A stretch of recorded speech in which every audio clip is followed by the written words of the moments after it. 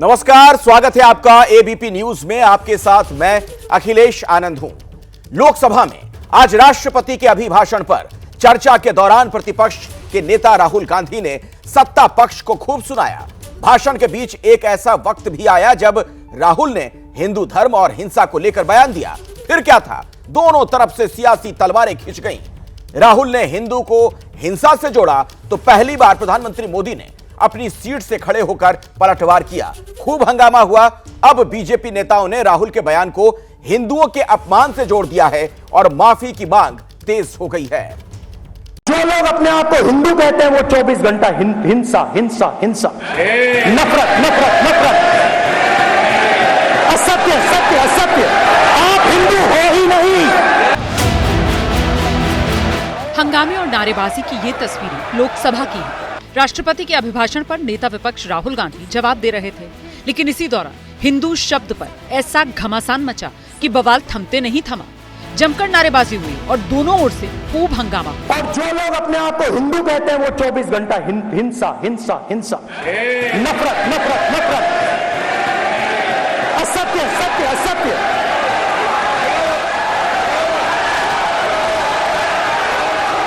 आप हिंदू हो ही नहीं।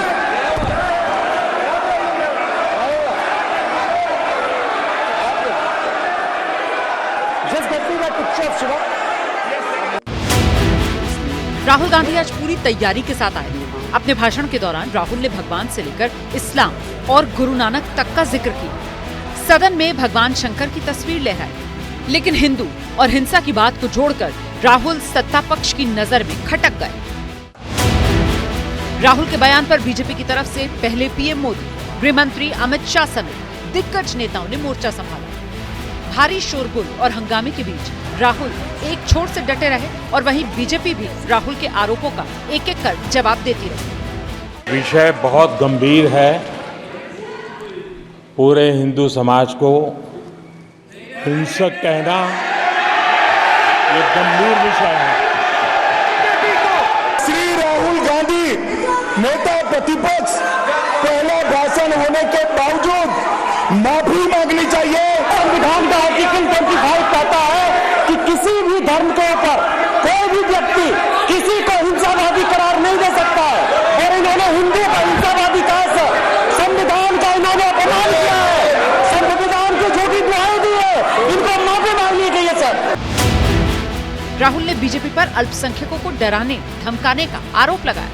वहीं अमित शाह ने एक बार फिर खड़े होकर राहुल के बयान का खंडन किया। बीजेपी 24 घंटा नफरत हिंसा, नफरत हिंसा, नफरत हिंसा। स्पीकर सर,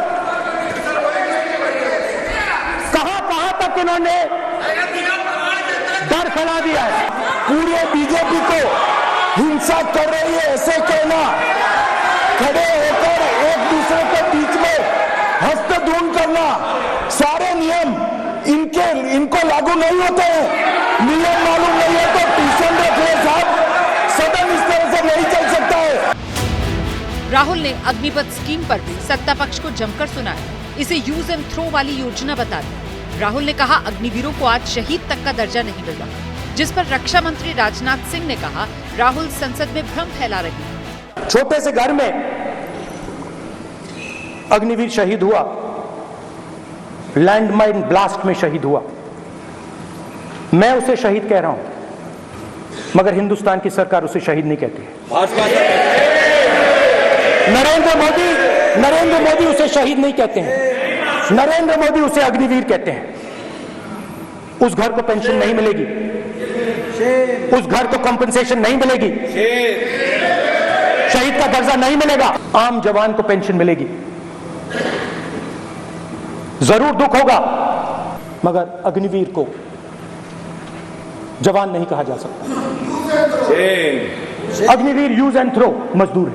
गलत बयानी करके सदन को गुमराह करने की कोशिश। गलत नहीं है सर। कोई अग्निवीर का जवान शहीद होता है तो उसके 1 करोड़ रुपए की धनराशि सहायता के रूप में उसके परिवार को मुहैया कराई जाती है।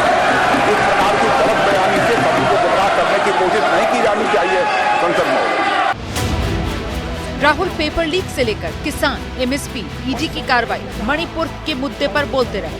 और दावा ये किया कि इस बार बीजेपी गुजरात की सीटों पर हार रखेगी। जाहिर है आने वाले दिनों में भी राहुल के आरोपों पर संसद के मौजूदा सत्र में खूब सियासत गरमाने वाली है। बहरहाल अब देखना दिलचस्प होगा प्रधानमंत्री नरेंद्र मोदी राहुल के आरोपों पर क्या बोलेंगे, क्योंकि संभवतः 3 जुलाई को पीएम राष्ट्रपति के अभिभाषण पर धन्यवाद प्रस्ताव की चर्चा में जवाब देंगे, जिसका कम से कम बीजेपी को तो अब बेसब्री से इंतजार रहने वाला है। तो देखिए बात निकली है बहुत दूर तक जाती हुई नजर आ रही है। राहुल के हिंदू और हिंसा वाले बयान पर सीएम योगी आदित्यनाथ ने भी पलटवार कर दिया है। योगी ने कहा कि राहुल गांधी माफी मांगे। तो राहुल गांधी के बयान पर योगी आदित्यनाथ का पलटवार, हिंदू भारत की मूल आत्मा है, राहुल गांधी को माफी मांगनी चाहिए जो बयान उन्होंने दिया है उसके लिए, और इसी आत्मा को लहूलुहान करने का काम किया राहुल गांधी ने, ये कह रहे हैं योगी आदित्यनाथ। हम लोग ये मानते थे कि हो सकता है कि नेता प्रतिपक्ष बनने के बाद श्री राहुल गांधी परिपक्व होंगे, लेकिन मुझे ये बोलते हुए अत्यंत खेद की अनुभूति हो रही है कि उनका बयान अभी बचकाने से उभर नहीं पाया है। एक अपरिपक्व बुद्धि का व्यक्ति ही इस प्रकार की बचकाना बयानबाजी करेगा। हिंदू भारत का मूल समाज है, भारत की आत्मा है। स्वामी विवेकानंद जी ने कहा था कि गर्व से कहो हम हिंदू हैं।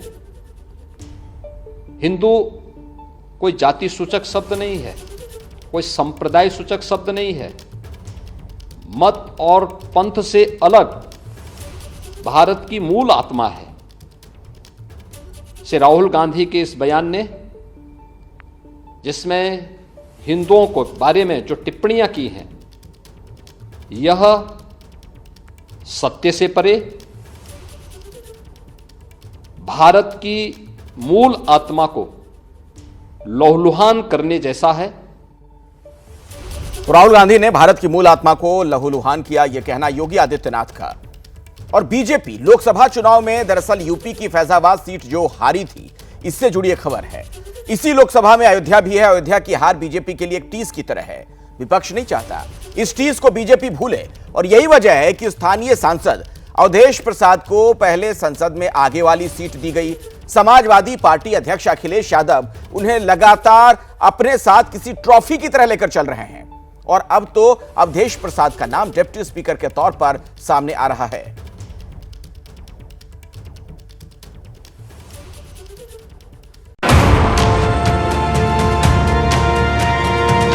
तस्वीरें 26 जून की हैं। लोकसभा में जब मेरठ से बीजेपी सांसद और टीवी धारावाहिक रामायण के राम का किरदार निभाने वाले अरुण गोविल शपथ ले रहे थे।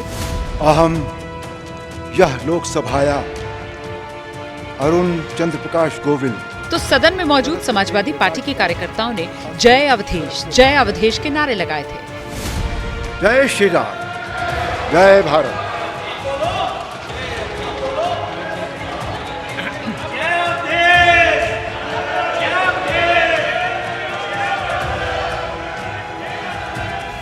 नारे लगाने का मकसद साफ तौर पर बीजेपी को नीचा दिखाने की कोशिश भर थी, क्योंकि जिस भगवान राम के नाम पर बीजेपी हमेशा से राजनीति करती आई थी, जिस पार्टी की बुनियाद ही राम के नाम पर टिकी थी, उसी फैजाबाद सीट पर पार्टी को शर्मनाक हार का सामना करना पड़ा था। बीजेपी को ना तो भगवान राम का साथ मिला और ना ही अयोध्या में मंदिर बनाने का कोई फायदा हुआ। जिस सीट पर बीजेपी सबसे बड़ी जीत होने का दावा कर रही थी, वहां से उम्मीदवार लल्लू सिंह चुनाव हार चुके थे। फैजाबाद लोकसभा सीट पर समाजवादी पार्टी के उम्मीदवार अवधेश प्रसाद को 5,51,581 वोट मिले और बीजेपी उम्मीदवार लल्लू सिंह को 4,95,682 वोट ही मिल पाए। नतीजा, अवधेश प्रसाद 56,000 वोटों से जीत गए। एबीपी न्यूज को सूत्रों से जानकारी मिली है कि लोकसभा में डिप्टी स्पीकर पद पर विपक्ष के साझा उम्मीदवार समाजवादी पार्टी के फैजाबाद से सांसद अवधेश प्रसाद हो सकते हैं। सूत्रों के मुताबिक बीते शुक्रवार को टीएमसी प्रमुख ममता बनर्जी ने राहुल गांधी और अखिलेश यादव के साथ बातचीत में अवधेश प्रसाद का नाम आगे बढ़ाया। टीएमसी सूत्रों का कहना है कि कांग्रेस भी अवधेश प्रसाद के नाम पर सहमत है। इन्हीं अवधेश प्रसाद को अब लोकसभा में डिप्टी स्पीकर बनाने की चर्चा जोरों पर है। जो अन्य दलों का फैसला होगा और अन्य दल अगर चाहते हैं कोई इस तरह का, और ये बात पहले भी कही गई कि डिप्टी स्पीकर विपक्ष को मिलना चाहिए, डिप्टी स्पीकर विपक्ष का हो।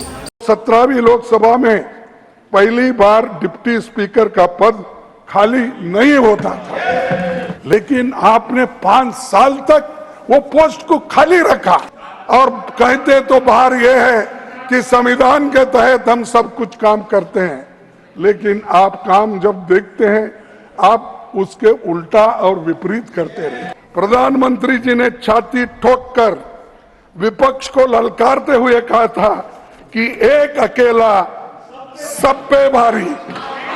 मैं ये पूछना चाहता हूं, एक अकेले पर आज कितने लोग भारी हैं?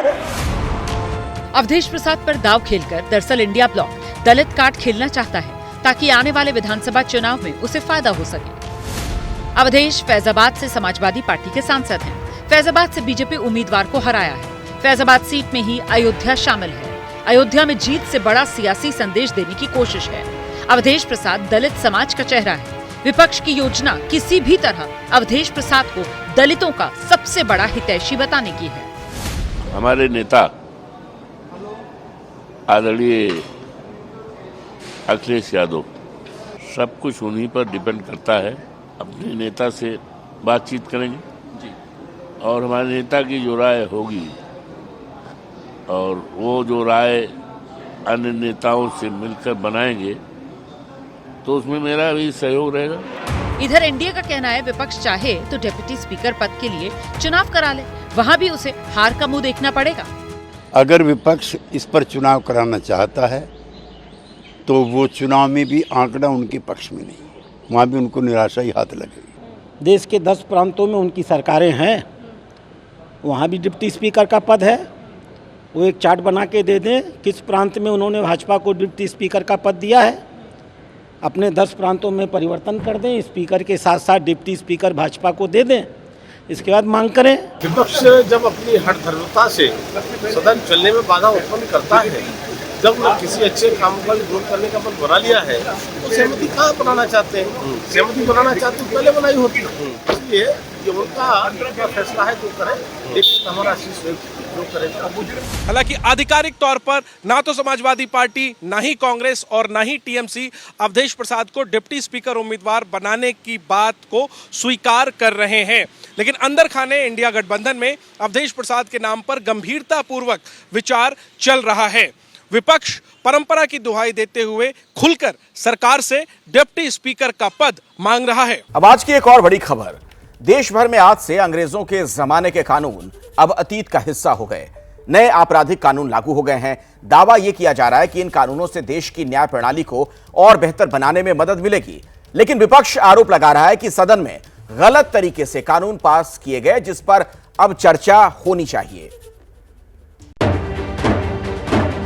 सुनो समस्त ग्रामवासियों सुनो, 1 जुलाई 2024 को नए कानूनों की मुनादी कराता ये वीडियो मध्य प्रदेश के ग्वालियर का है। गांव का ही एक कोटवार पुराने अंदाज में ढोल बजाकर आज से लागू हुए नए कानूनों की जानकारी लोगों को दे रहा है। थाना हस्तिनापुर पर उपस्थित होकर कानून की जानकारी प्राप्त करें एवं जश्न मनाएं। धन्यवाद। देश में आज से यानी 1 जुलाई से 3 नए कानूनों को पूरी तरह लागू कर दिया गया है। कोड ऑफ क्रिमिनल प्रोसीजर 1973 अब भारतीय नागरिक सुरक्षा संहिता 2023 के नाम से, तो वहीं इंडियन पीनल कोड 1860 अब भारतीय न्याय संहिता 2023 के नाम से जाना जाएगा। वहीं इंडियन एविडेंस एक्ट 1872 अब भारतीय साक्ष्य अधिनियम 2023 की न्याय व्यवस्था के तहत आगे बढ़ेगा। नए कानूनों में कई तरह के अहम बदलाव भी किए गए हैं। पहली बार आतंकवाद की व्याख्या की गई है। राजद्रोह को देशद्रोह में बदला गया। किसी भी पुलिस स्टेशन में जाकर 0 FIR दर्ज हो सकेगी। घोषित अपराधियों की संपत्ति की कुर्की की जाएगी। भगोड़ा घोषित करने के प्रावधान को बढ़ाया जाएगा। फांसी की सजा में कम से कम उम्र कैद तो तय है।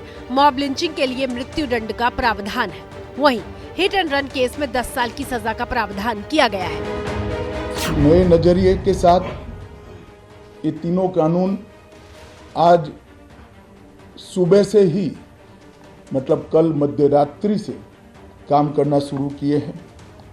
अब इंडियन पिनल कोड इसकी जगह BNS भारतीय न्याय संहिता आएगी। क्रिमिनल प्रोसीजर कोड जिसको CRPC कहते थे, जो 1898 से अमल में था, इसकी जगह भारतीय नागरिक सुरक्षा संहिता BNSS आएंगे। 75 साल के बाद इस कानूनों पर विचार हुआ। दंड की जगह न्याय लेगा, देरी की जगह स्पीडी ट्रायल और स्पीडी जस्टिस मिलेगा। पूरी न्याय प्रणाली का आपराधिक कानूनों की पूर्णतया इसके अंदर हम कह सकते अब भारतीय आत्मा है। नाबालिग के साथ बलात्कार में मौत की सजा, इसके साथ साथ ऑनलाइन FIR की व्यवस्था से भी ढेर सारी उत्पीड़न का सामना कर रही महिला एम्ब्रेसमेंट से बच पाएगी। राजद्रोह एक ऐसा कानून था जो अंग्रेजों ने अपने शासन की रक्षा के लिए बनाया। राजद्रोह को हमने जड़ से समाप्त कर दिया है। इधर नए कानूनों पर राजनीति भी शुरू हो गई है। विपक्ष आरोप लगा रहा है कि कानून सदन में गलत तरीके से पास किए गए हैं, जिन पर दोबारा विचार किया जाना चाहिए। मैं समझती हूँ ये बहुत ही गलत तरीके से ये हाउस में पास हुआ। इन कानूनों में कोई चर्चा भी नहीं हुई है और यहाँ तक कि अगर कोई विदेशों में भी अगर कोई आंदोलन करते हैं, अगर अपने राइट्स को लेके, तो उन तक में यह कानून लागू होगा। तो मैं समझती हूँ कहीं ना कहीं यह पूरे देशवासियों पे एक शिकंजा कसने की तैयारी है। कई विपक्ष के सांसद कह रहे हैं इनको पुनर्विचार किया जाए, इनको अभी अपहोल्ड किया जाए। हाँ, विपक्ष की मांग है कि उसमें कई क्लाज ऐसे जिन पर पुनर्विचार होना चाहिए, लेकिन सरकार अभी इसमें मान नहीं रही है और लागू कर रही है। तो इसमें बहुत सी ऐसी चीजें हैं जिससे सबसे ज़्यादा इसका गलत इस्तेमाल होगा आदिवासियों पर, दलितों पर, मुसलमानों पर, और जो लोग रूलिंग पार्टी से डिसेंट करते हैं। और उसमें एक प्रोविज़न ये भी है कि किसी को भी पुलिस जो है 48 घंटे के लिए, 24 घंटे के लिए उठा कर लेकर जाएगी। क्या बात है, यानी कहाँ रुकेगा फिर? इधर विपक्ष के आरोपों पर बीजेपी ने ये कहकर तंज कसा है कि जो लोग बेल पर हैं वो घबरा रहे हैं, क्योंकि अगर स्पीडी ट्रायल हुआ तो जल्द सजा मिलेगी। विपक्ष का घबराहट साफ लोग देख रहा है। तो वैसे लोग जो बेल पर हैं उनको घबराहट है कि ट्रायल होगा, स्पीडी ट्रायल कहीं जल्दी से हो गया है तो तुरंत सजा मिल जाएगी, हमारी संपत्ति भी जब्त हो सकती है जो जनता की गाड़ी कमाई लूटे हैं। तो ऐसे मानसिकता के कांग्रेस के, राजद के लोग परेशान हैं। देश में नया कानून लागू हो गया है, भारतीय न्याय संहिता, क्या कहेंगे? अच्छी बात है। उसके तहत एक केस भी दर्ज हो गया जी, अच्छी बात है। नए कानून जनता की जो कलंक है गुलामी का, हम दूर करेंगे। और ये कलंक जो दूर हुआ है, नया क्रिमिनल जस्टिस सिस्टम, ये ऐतिहासिक है। और ये जो अंग्रेजों का बनाया हुआ कानून जो था, वो इतिहास के पन्नों में दफन हो जाएगा। नए कानूनों को लेकर देश में कई जगह FIR भी दर्ज हो रही हैं। हालांकि पहला मुकदमा ग्वालियर में देर रात बाइक चोरी का दर्ज हुआ था। गृह मंत्री अमित शाह ने प्रेस कॉन्फ्रेंस में साफ किया कि किसी भी स्ट्रीट वेंडर के खिलाफ केस दर्ज नहीं हुआ है। सबसे पहला मामला अब तक के रिकॉर्ड के हिसाब से ग्वालियर के पुलिस थाने में हुआ है और चोरी का है। किसी की मोटरसाइकिल चोरी कर ली गई 1,80,000 की वैल्यू की। इसका मामला 12:10 पर रजिस्टर हुआ है, पहला मामला नहीं। और जो वेंडर के खिलाफ मामला रजिस्टर हुआ, इसका प्रावधान पहले भी था, ये नया प्रावधान नहीं है। पुलिस ने इसका रिव्यू का प्रोविजन का उपयोग करके वो मामले को खारिज कर दिया। नए कानूनों को लागू करके एनडीए सरकार जहां इसे उपलब्धि की तरह पेश कर रही है, तो वहीं विपक्ष इस पर दोबारा चर्चा की मांग कर रहा है। हालांकि कानून के जानकारों के मुताबिक अपराधियों को सजा पहले के मुताबिक ज्यादा और जल्दी मिलेगी और लोगों का भरोसा न्याय व्यवस्था पर बढ़ेगा। अब खबर हरियाणा से। तारा सितारा और जीत का नारा। हरियाणा में बीजेपी ने जीत की रणनीति बनाने के लिए परसों बड़ी बैठक की। इस बैठक में गृह मंत्री अमित शाह ने राहुल गांधी को तारा और दीपेंद्र हुड्डा को सितारा बताया। अब दीपेंद्र हुड्डा ने इसे लेकर जवाब दिया है।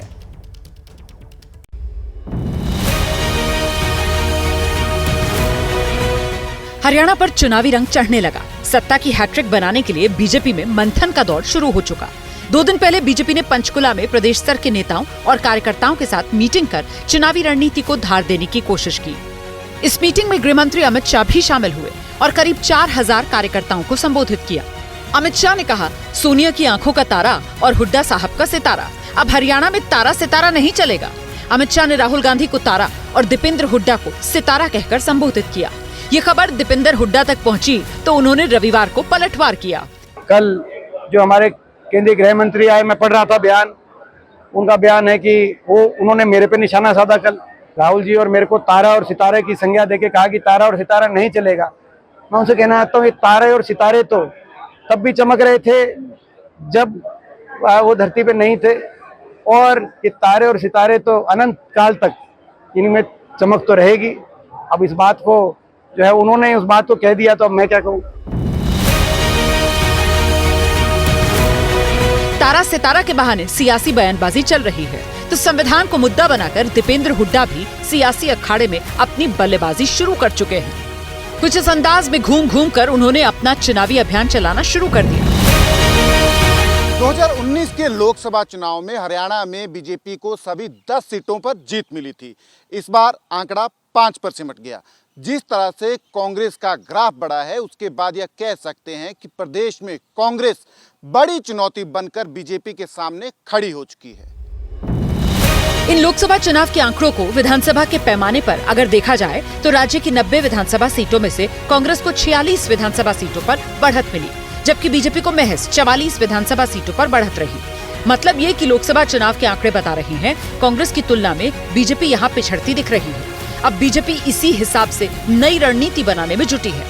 हम समय समय पे अपने सूझबूझ को ध्यान को यूज करते हुए, ग्राउंड रियलिटी को ध्यान में रखते हुए कार्यकर्ताओं को अवसर देते हैं। नायब सैनी जैसे समाज की पिछड़े वर्ग की व्यक्ति को पार्टी ने आस्था स्थापित किया।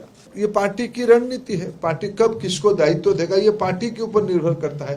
प्रदेश की जनता ने बीजेपी पे भरोसा जताया है। बीजेपी ने कौन से कार्यकर्ता को किस अवसर पे काम देगा ये पार्टी की दायित्व है। राज्य की राजनीति के जातीय समीकरण को समझें तो 25% जाट, 21% दलित, 8% ब्राह्मण, 8% पंजाबी, 5% वैश्य, 5% यादव, 4% मुस्लिम, 4% सिख, 3% गुर्जर, 17% अन्य हैं। प्रदेश कार्यकारिणी की बैठक में अमित शाह के भाषण से कार्यकर्ता चार्ज हो चुके हैं और संगठन और सरकार में तालमेल बनाकर जीत की स्क्रिप्ट लिखी जा रही है। अमित शाह जी इसमें आए और उनको आज के भारत का चाणक्य कहा जाता है। राजनीति के छोटी से छोटी बारीकियों को भी वो समझते हैं और अच्छे तरीके से सारों को समझा देते हैं और शक्ति का स्रोत हैं। वो सारे कार्यकर्ताओं को पूरी तरह से वो चार्ज करके गए हैं और सारे कार्यकर्ताओं को कि भाई तीसरी बार फिर हरियाणा में भारतीय जनता पार्टी की सरकार बनानी है और ये जो कुछ लोग उछल कूद कर रहे हैं इनको उखाड़ के फेंक। 2019 के चुनाव में बीजेपी को पूर्ण बहुमत नहीं मिला था, तब पार्टी ने जेजेपी से गठबंधन किया था। अब गठबंधन टूट चुका है और बीजेपी अपने दम पर सरकार बनाने की तैयारी में जुट गई है। बीजेपी की कोशिश कितनी कारगर साबित होगी ये तो चुनाव में मालूम चलेगा। फिलहाल मौजूदा मुख्यमंत्री नायब सिंह सैनी के चेहरे पर ही पार्टी हरियाणा में चुनाव लड़ने जा रही है और इस बार कोशिश हर जाति को साधने की है और इसी हिसाब से सियासी गोटियां सेट की जा रही हैं। नमस्कार, एक बार फिर से स्वागत है आपका एबीपी न्यूज में। आपके साथ मैं अखिलेश आनंद हूं। ममता राज में तालिबानी सजा पर संग्राम, यह मामला दिनाजपुर का है, जहां पंचायत के फैसले के बाद भरी सभा में दर्जनों लोगों के बीच एक महिला को बेरहमी से पीटा गया। बाकायदा जमीन पर गिराकर कोड़ेनुमा डंडे से पिटाई की गई। वीडियो वायरल हुआ तो आरोपी को गिरफ्तार किया गया। आरोपी का नाम ताजमुल उर्फ जेसीबी है। कोर्ट ने आरोपी को 5 दिनों की पुलिस कस्टडी दी है।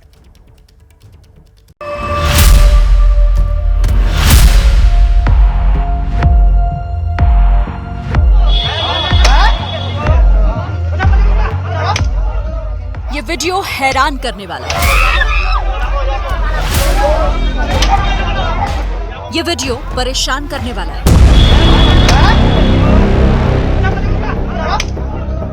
ये वीडियो देश के कानून को चुनौती देने वाला है।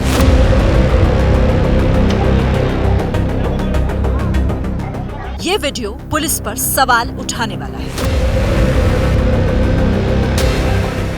पश्चिम बंगाल का ये वीडियो सोशल मीडिया पर 2 दिनों से वायरल है।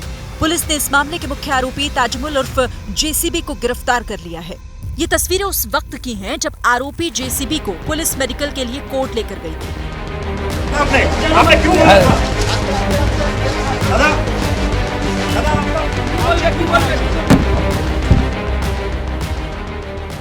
पश्चिम बंगाल के उत्तर दिनाजपुर जिले की एक घटना। लक्ष्मीकांतपुर में आरोपी जेसीबी ने महिला और पुरुष को न सिर्फ तालिबानी अंदाज में कोड़ों से पीटा, बल्कि बीच रोड पर मजमा लगाकर सरेआम बेइज्जत की। सबसे पहले जरा पूरा वीडियो देखिए। इसमें गोल घेरे में चारों तरफ से लोग बैठे हुए हैं। बीच में प्लास्टिक की कुर्सी रखी हुई है और जीन्स टी शर्ट पहना जेसीबी महिला पर सरेआम डंडे बरसा रहा है। ना कोई पुलिस का खौफ, ना कानून का डर, मानो जेसीबी का ही इस इलाके में राज चलता हो। दावा है कि जिस महिला और पुरुष की पिटाई की गई, दोनों में प्रेम प्रसंग चल रहा था। पंचायत ने सजा सुनाई और फिर इस तरह से जेसीबी ने उस पर अमल किया।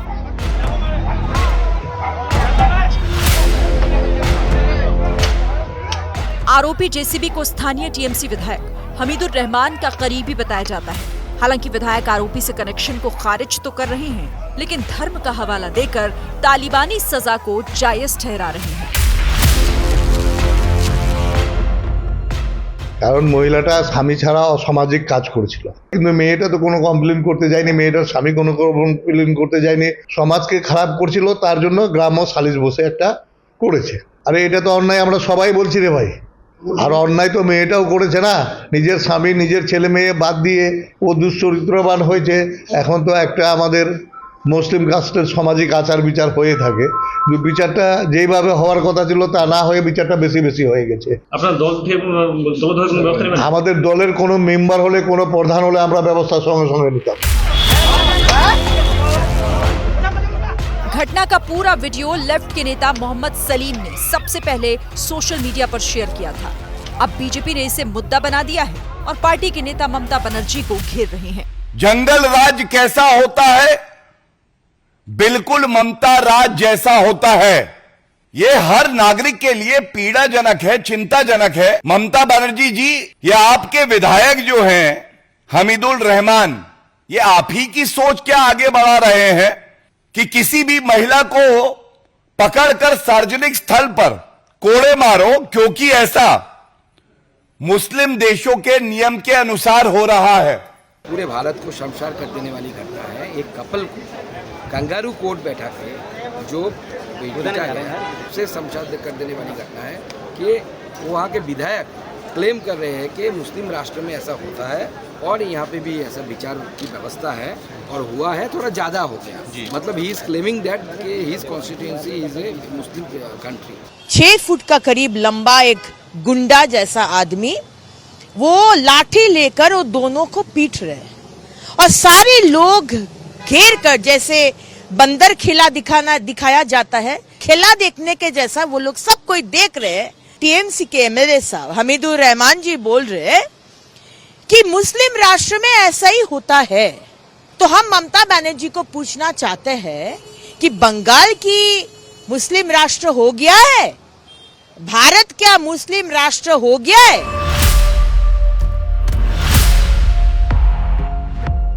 अभिनेत्री कंगना रनौत ने नेता विपक्ष राहुल गांधी से सवाल पूछ लिया है। आज संविधान लेके जो आप देख रहे हैं, तो कितने दिनों से ये क्या कर रहे हैं, तो क्या इनको संविधान का मान है क्या? तो क्या संविधान में ये लिखा हुआ है कि अपनी मर्जी से जो है किसी भी स्टेट में आप शरिया लॉ लगा सकते हैं? तो राहुल गांधी जी को इसका जवाब देना चाहिए, क्योंकि टीएमसी भी जो है वो इंडिया का ही एक हिस्सा है। बंगाल में लोकतंत्र नहीं है, वहाँ तालिबानी हुकूमत है और तालिबानी हुकूमत टीएमसी के नेताओं द्वारा शरिया कानून को प्रत्यक्ष रूप में वहाँ लागू किया जा रहा है, वहाँ हिंदुओं को रहना मुश्किल हो गया। बिल्कुल एकदम बिल्कुल लगता है तालिबानी शासन है, वहीं वो महिला मुख्यमंत्री हैं भी, तो ममता दीदी को तुरंत एक्शन लेना चाहिए, कार्रवाई करना चाहिए, दोबारा इस तरह की घटना ना हो। भी उठेगा इस तरह का मामला? बिल्कुल बिल्कुल उठेगा, तब नारी जाति की पीड़ा है। टीएमसी ने आरोपी से पल्ला झाड़ा है और पार्टी कह रही है कि कानून अपना काम करेगा। चोपड़ा में जो हुआ है, तृणमूल कांग्रेस जैसे पार्टी और हमारा गवर्नमेंट इसको कभी सपोर्ट नहीं करता है। पुलिस सुओ मोटो केस किया है, मेन एक्यूज को ऑलरेडी अरेस्ट किया है, विक्टिम को पुलिस सिक्योरिटी दिया गया है और भी कोई इसमें इन्वॉल्व है उसको छोड़ा नहीं जाएगा। महिलाओं के साथ अभद्रता हो रही है, उनके साथ में दुर्व्यवहार हो रहा है, ऐसी घटनाएं रुक नहीं रही हैं। सब गलत, कुछ नहीं हो। आप कह रहे हैं कि सही नहीं है ये जो जितने भी बयान है वीडियो, वो सब इन्वेस्टिगेशन। पूरी घटना को लेकर पुलिस की भूमिका भी सवालों के घेरे में है। फिलहाल कोलकाता से दिल्ली तक राजनीति गर्म है और ममता सरकार बीजेपी के निशाने पर है। और अब बात बिहार की राजनीति की कर लेते हैं। यहां पूर्णिया जिले की रुपौली विधानसभा सीट पर बाय इलेक्शन है। इस उपचुनाव को लेकर पप्पू यादव फिर से सियासत के केंद्र में आ गए हैं। पप्पू यादव रुपौली में किसे समर्थन करेंगे, सस्पेंस बना हुआ है। माना यह जा रहा है कि कल पप्पू यादव अंतिम फैसला लेंगे। हालांकि लग ये रहा है कि पप्पू पिघल गए हैं। पप्पू यादव और बीमा भारती की ये मुलाकात रविवार को पटना में हुई। इस मुलाकात के बाद से ही पूर्णिया से लेकर पटना तक के पॉलिटिकल कॉरिडोर में इस बात की चर्चा है, क्या पप्पू यादव रुपौली विधानसभा के उपचुनाव में बीमा भारती का साथ देने जा रहे हैं।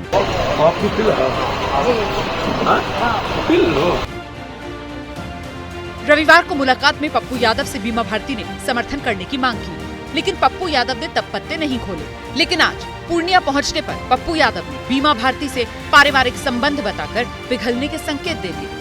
वो बेटी के तरह सब दिन नहीं है तो आई, घर में आने का किन्हीं को रोक है। कांग्रेस सपोर्ट कर ही रही है, इंडिया गठबंधन उनके साथ है ही। व्यक्तिगत तौर पर बीमा जी और हमारा पारिवारिक रिलेशन है। वो चुनाव लड़े अलग बात है, सहमति असहमति रहेगी, विचारधारा भी अलग रहेगा, लेकिन रिश्ते में कोई कमी नहीं रहेगी। पूर्णिया जिले की रुपौली विधानसभा सीट पर उपचुनाव 10 जुलाई को है। माना जा रहा है कि समर्थन को लेकर पप्पू यादव कल अपने पत्ते खोल सकते हैं। बीमा भारती 2020 में जेडीयू के टिकट पर चुनाव जीती थीं, लेकिन लोकसभा चुनाव से पहले इस्तीफा देकर आरजेडी में आ गईं। 2024 का वह लोकसभा चुनाव आरजेडी से लड़ी भी, लेकिन पप्पू यादव के हाथों बुरी तरह हार गईं। बीमा भारती की ही वजह से पप्पू यादव महागठबंधन का टिकट हासिल नहीं कर पाए। बीमा भारती और पूर्णिया लोकसभा सीट की वजह से पप्पू यादव के रिश्ते लालू परिवार से खराब हुए। लोकसभा चुनाव प्रचार के दौरान पप्पू यादव को हराने के लिए तेजस्वी यादव ने पूर्णिया में कैंप कर दिया। तभी इनके पति को जेल में डाल दिया गया। इनका बेटा साथ में 18 साल का, ये हाथ उठाओ, इनके बेटा को जेल में डाल दिया, 18 साल का था। इतना ही नहीं, एक सभा के दौरान तो तेजस्वी यादव ने यहाँ तक कह दिया कि अगर आरजेडी को वोट नहीं दिया तो मतलब बीजेपी को दे दिया। ये आंचल फैला करके आप लोगों से विनती कर रही हैं, वोट मांग रही हैं, इनको आप लोग जिताइएगा तो लालू जी और राहुल गांधी जी का हाथ मजबूत होगा। अब बिहार में 2 ही खेमा है रे भाई, इधर उधर नहीं, या तो एनडीए या तो इंडिया, या तो एनडीए या तो इंडिया। 2 ही लोगों में लड़ाई है पूरे बिहार में, इधर उधर नहीं बटना है। आप समझ सकते हैं कि पूर्णिया लोकसभा चुनाव के दौरान पप्पू यादव को हराने के लिए किस तरह से तेजस्वी ने पूरी ताकत झोंकी। लेकिन जब नतीजे आए तो पप्पू यादव को 5.5 लाख से ज्यादा वोट मिले। दूसरे नंबर पर रहे जेडीयू के संतोष कुशवाहा को 5,43,000 वोट मिले। आरजेडी की बीमा भारती तीसरे नंबर पर चली गयी और सिर्फ 27,000 वोट ही मिले। जिन पप्पू यादव को हराने के लिए तेजस्वी यादव ने बीमा भारती को मैदान में उतारा, वही बीमा भारती अब विधायक बनने के लिए पप्पू यादव का समर्थन मांग रही हैं। बेहद ही दिलचस्प लड़ाई है। जेडीयू से कलाधर मंडल मैदान में, जबकि निर्दलीय के तौर पर पूर्व विधायक और बाहुबली नेता शंकर सिंह मैदान में हैं। इस विधानसभा क्षेत्र में सबसे ज्यादा आबादी गंगोता समाज के वोटर की है। इसी गंगोता समाज से बीमा भारती आती है। जेडीयू के कलाधर मंडल ने पिछली बार निर्दलीय चुनाव लड़ा था। बीमा भारती के जेडीयू छोड़ने की वजह से कलाधर मंडल को टिकट मिल गया है। लोकसभा चुनाव के नतीजों की अगर बात करें, रुपौली विधानसभा में जेडीयू को 97,000, पप्पू यादव को 72,000 और बीमा भारती को महज 11,000 वोट मिले। इस सीट से 4 बार की विधायक रही बीमा भारती को लोकसभा चुनाव में रुपौली के वोटर्स ने बुरी तरह नकार दिया। ऐसे में पप्पू यादव के समर्थन के बिना बीमा भारती के लिए राह मुश्किल है। पूर्णिया जिले की राजनीति में अलग अलग गुट हैं। राजपूत जाति के गुट का नेतृत्व लेसी सिंह करती हैं, तो अति पिछड़ी जाति के गुट की कमान बीमा भारती और उनके पति अवधेश मंडल के हाथ में है। एक तीसरा गुट पप्पू यादव का है, जो इन दोनों की राजनीति से अलग का गुट है। पप्पू यादव और बीमा भारती हाथ मिला लेते हैं तो पूर्णिया की राजनीति घूम जाएगी। लोकसभा में राहुल गांधी ने भगवान शिव की तस्वीर दिखाते हुए बीजेपी पर किया बड़ा प्रहार। बोले, जो खुद को हिंदू कहते हैं वही हिंसा करते हैं। स्पीकर ने दिखा दी नियम पुस्तिका। राहुल गांधी के लोकसभा में दिए भाषण पर बवाल। सदन में पीएम मोदी ने नेता विपक्ष राहुल गांधी को टोका। कहा, पूरे हिंदू समाज को हिंसक कहना गंभीर बात। अमित शाह ने राहुल गांधी पर लगाया नियमों की अनदेखी का आरोप। कहा, तस्वीर दिखा रहे हैं, हिंदू धर्म का अपमान कर रहे हैं, माफी मांगे राहुल गांधी। नेता प्रतिपक्ष राहुल गांधी के भाषण का होगा सत्यापन। राहुल गांधी के भाषण पर अमित शाह ने जताई आपत्ति। कहा, राहुल गांधी ने कई बातें ऐसी कही जो सच नहीं। राहुल गांधी के भाषण को हिंदू विरोधी कहने पर प्रियंका गांधी का पलटवार। कहा, मेरे भाई ने नहीं किया हिंदुओं का अपमान। राहुल ने बीजेपी के बारे में बोला। केंद्रीय मंत्री अश्विनी वैष्णव ने राहुल गांधी के बयान को बताया गैर जिम्मेदाराना। कहा, राहुल गांधी ने संसद में झूठ बोला। लोकसभा में नेता प्रतिपक्ष का पद बेहद अहम।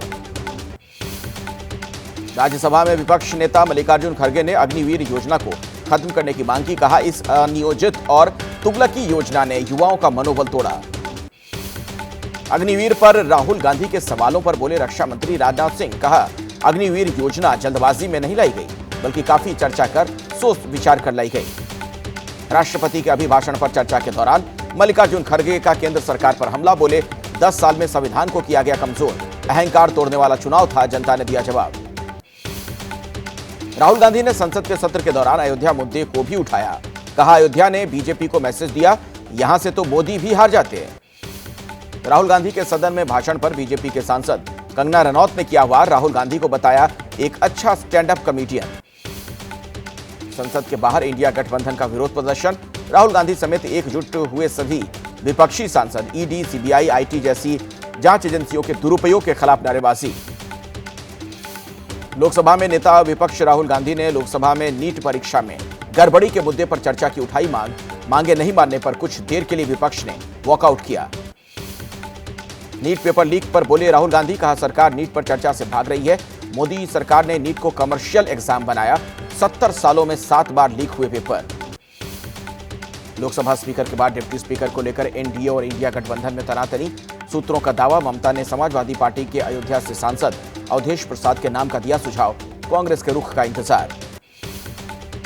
राहुल गांधी का माइक बंद किए जाने पर सियासत जारी। लोकसभा स्पीकर ओम बिरला का राहुल को जवाब। कहा, स्पीकर के पास नहीं होता माइक का कंट्रोल, बेवजह के ना लगाएं आरोप। लोकसभा में सांसद महुआ मोइत्रा का बीजेपी पर करारा हमला। कहा, मुझे बैठाने के चक्कर में जनता ने आपके 63 सदस्यों को स्थायी तौर पर बैठा दिया। लोकसभा की कार्यवाही शुरू होते ही विपक्ष का जबरदस्त हंगामा। राहुल गांधी का माइक बंद रखने का लगाया गया आरोप। अंग्रेजों के जमाने के कानून हुए खत्म। देश में लागू हुए 3 नए क्रिमिनल कानून। गृह मंत्री अमित शाह बोले, ये न्याय व्यवस्था का भारतीयकरण, अब दंड की जगह न्याय। देहरादून में मुख्यमंत्री पुष्कर सिंह धामी ने 3 आपराधिक कानून के कार्यान्वयन कार्यक्रम में लिया हिस्सा। पुलिस मुख्यालय में इस दौरान सभी वरिष्ठ अधिकारी मौजूद रहे। लागू हुए 3 नए क्रिमिनल लॉ पर बोले एआईएमआईएम के सांसद असदुद्दीन ओवैसी। कहा, इस कानून से किसी को भी आतंकवादी घोषित कर सकती है ये सरकार। ये कानून यूएपीए से खतरनाक। नए आपराधिक कानून पर बोले बिहार के उप मुख्यमंत्री विजय सिन्हा। कहा, गुलामी से मुक्त हुई भारतीय न्याय व्यवस्था, पुराने कानून में थी कई खामियां। यूपी के लखनऊ में नए कानून और कुकरैल किनारे बसी बस्तियों के ध्वस्तीकरण के विरोध में सीपीआई एमएल का प्रदर्शन। नए कानून को रद्द करने समेत मकान मालिकों को मुआवजा देने की मांग। पंजाब के लुधियाना में नए क्रिमिनल कानून के विरोध में किसान संगठन का प्रदर्शन, डिप्टी कमिश्नर के ऑफिस के बाहर दिया धरना। देश में आज से लागू हुए 3 नए आपराधिक कानून। दिल्ली के कमला नगर मार्केट में नए कानून के तहत पहली एफआईआर। नए कानून पर भड़के मनीष तिवारी, चिदम्बरम और ओवैसी। पश्चिम बंगाल में महिला को सरेआम पीटने वाले आरोपी को उत्तरी दिनाजपुर से किया गया गिरफ्तार। गिरफ्तारी के बाद आरोपी का मेडिकल चेकअप।